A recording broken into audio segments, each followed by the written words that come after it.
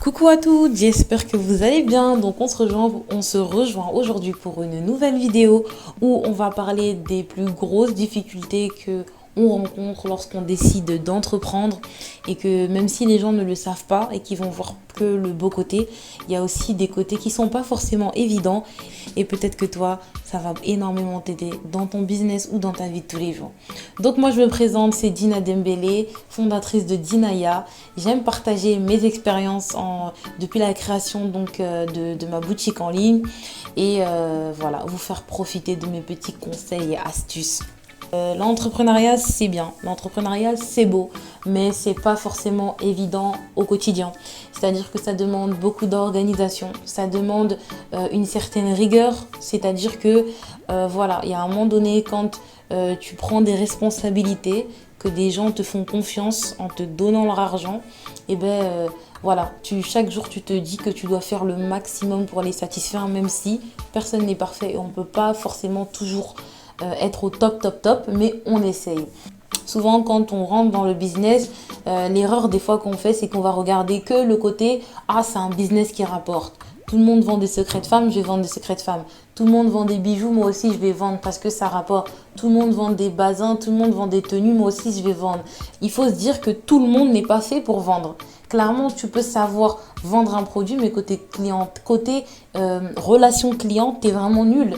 Ou du moins, t'as pas ce côté social qui fait que tu arrives à parler avec les gens. C'est que de faire un business, un commerce qu'on aime avant tout. Parce que demain, le jour où tu auras des galères, le jour où tu as une cliente qui va dire des paroles, le jour où tu auras un problème ou autre, et le fait que tu es déjà passionné par ce que tu fais, tu vas passer au-dessus parce que tu sais que tu aimes ça, tu vis pour ça et c'est même pas un travail pour toi. Mais si toi, dès le début, tu as fait le business parce que tu t'es dit, il y a de l'argent à se faire là-bas, je vais faire moi aussi, mais peut-être que tu n'auras pas la passion.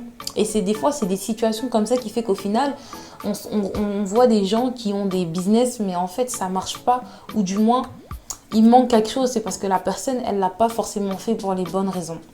Donc ça, ce serait vraiment le premier point, de vraiment choisir un business parce qu'on aime ça.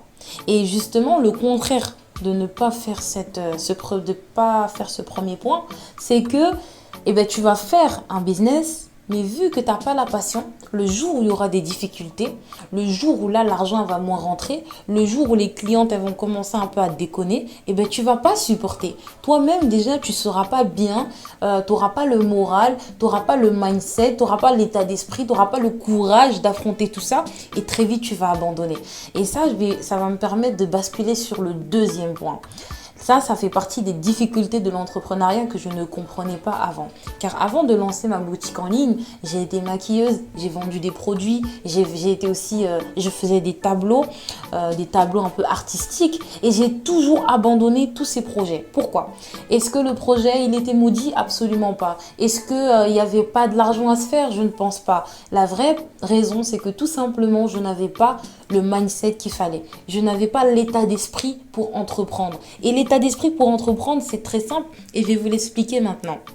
C'est-à-dire en fait que quand tu entreprends, il faut se dire qu'en fait, tu n'auras pas toujours des moments où tout va bien se passer. Il y a des moments, peut-être des mois, tu ne vas rien gagner. Il y a des moments où des clientes, elles vont tellement mal te parler, mais toi, tu vas dire non, vraiment, si c'était pas moi, je serais sortie et puis voilà. Non. Et en fait, il faut vraiment se dire que quand tu vas commencer un business ou si toi-même tu es dans le business, il y a des moments où c'est pas forcément évident. Il y a des moments où en fait on se dit non, je vais craquer. Mais c'est vraiment en fait de se dire je dois y arriver.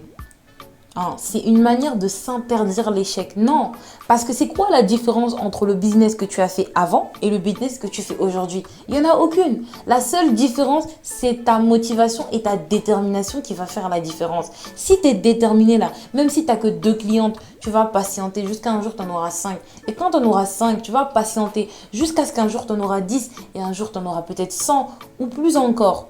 Donc en fait, c'est vraiment ça. Il faut se dire, parfois notre défaut, c'est qu'on est trop pressé. On est trop pressé, on a envie de tout avoir tout de suite. Quand on va voir des commerçants qui sont là, comme on dit, qui sont sur le terrain depuis 10 ans, 7 ans, 5 ans, et toi tu vois, tu viens d'arriver, au début tu as eu un peu de clientes, et maintenant tu n'as plus beaucoup de clientes, donc aussitôt tu commences à baisser les bras, tu te dis que tu n'as pas de chance, que les gens ils n'aiment pas ce que tu fais, que peut-être le problème c'est toi. Non, ne te remets pas en question. Remets-toi en question pour le bien, c'est-à-dire dis-toi comment je peux améliorer mes produits, mais ne remets pas en question ta capacité à vendre, car tout le monde peut vendre s'il est déterminé. Et donc ça, c'est très important. On a ce défaut parfois quand on commence à vendre un produit, même si tu vends des boucles d'oreilles, c'est qu'on est un peu trop pressé. On va commencer à se comparer à la vendeuse qui est là depuis 4 ans et qui vend ça maintenant, elle a ouvert sa boutique. Et toi, tu te dis, mais comment ça se fait? Moi, j'ai même pas d'abonnés, il n'y a personne qui achète.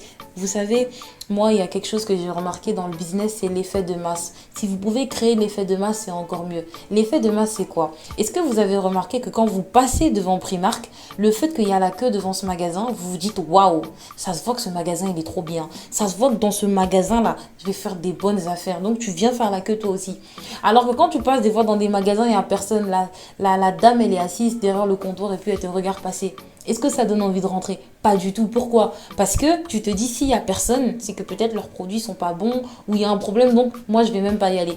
Donc, en fait, dites-vous que dans le business aussi, c'est l'effet de masse. Souvent, quand tu as des commerçants qui sont sur le terrain depuis des années, et ben en fait, il y a l'effet de masse. Ça veut dire que déjà tous ses abonnés, elle les a accumulés sur son compte Instagram. Toutes ses clientes, elle les a accumulées. Il y a un bouche à oreille qui s'est fait. Donc en fait, il y a un effet de masse autour d'elle qui attire plus de clientes. Mais toi, personne ne te connaît. Donc c'est normal. Vu que personne ne te connaît, les gens, ils n'ont pas envie d'être... Personne n'a envie de tester la première. Vous avez jamais remarqué? Des fois, on dit à notre soeur, ah ouais, t'as acheté chez cette commerçante? Ah ouais, bah vas-y, vu que t'as acheté, vas-y, moi ça me motive, moi aussi je vais commander. Est-ce que vous voyez? On est comme ça. Parce que souvent, on attend que les autres approuvent pour nous aussi acheter. C'est pas qu'on est des moutons, mais on est des êtres humains, c'est l'effet de masse. Quand on voit beaucoup de gens faire quelque chose, quand on voit beaucoup les gens autour de quelque chose, automatiquement ça nous attire et on a envie de voir il y a quoi. Donc c'est ça que je veux dire. C'est ne soyons pas trop pressés, et ça c'est l'erreur que je dirais qui fait que 80% des gens qui entreprennent, qui commencent un business ne resteront pas dedans. Et j'espère qu'on va toutes rester dans nos business. C'est vraiment que parfois on est trop pressé. Comme on dit, on est la société micro-ondes, c'est-à-dire que on veut tout de suite. On veut devenir millionnaire demain. On veut gagner l'auto demain. Non, c'est pas possible. Des fois, il faut se dire en fait que chaque chose, elle a son temps. Et j'ai envie de vous poser la question. Imaginez comme ça, du jour au lendemain, on te dit que ton entreprise, elle vaut 1 million. Là, chaque mois, dans ton compte, il y a 100 000 euros qui rentrent, voire 200 000 euros. Est-ce que tu pourras gérer? Et avant de commencer la vidéo, je vous disais qu'une des choses qui fait que les entrepreneurs, ils abandonnent ou ils font faillite, pardon, c'est que en fait, il y a trop d'argent qui rentre d'un coup et ils n'arrivent pas à le gérer.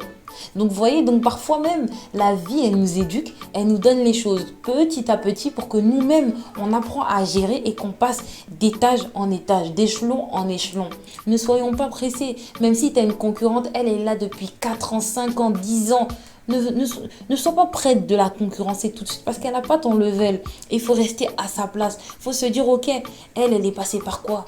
Aujourd'hui, moi je suis là, je l'envie, mais est-ce que je sais, elle a fait quoi? Cette fille qui est là depuis 10 ans là, ça fait combien de temps qu'elle patiente? Peut-être il y a des années où elle n'avait pas de clientes.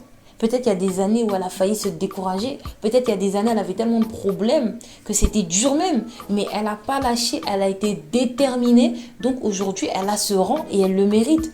Et ça aussi, c'est quelque chose que voilà, c'est une petite dérive, mais je pense que c'est important de le dire. C'est... Soyons contents de ce que les autres ont. Réjouissons-nous de ce que les autres possèdent. Parce qu'en fait, si toi-même, tu vois chez ta soeur, chez ton frère, un business et tu veux que son business il soit limité, tu veux pas qu'il ait beaucoup de clients, tu veux pas que ça marche trop, sache que le jour où tu feras un business, il y a de fortes chances que ça va te revenir. Comme on dit, le karma, là, il te loupe jamais.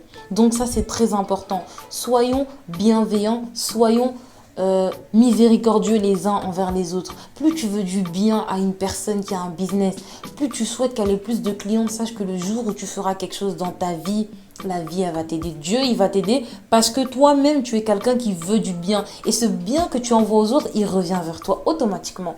Mais c'est le contraire aussi, si toi tu envoies du mal aux autres, sache que ce mal il revient vers toi.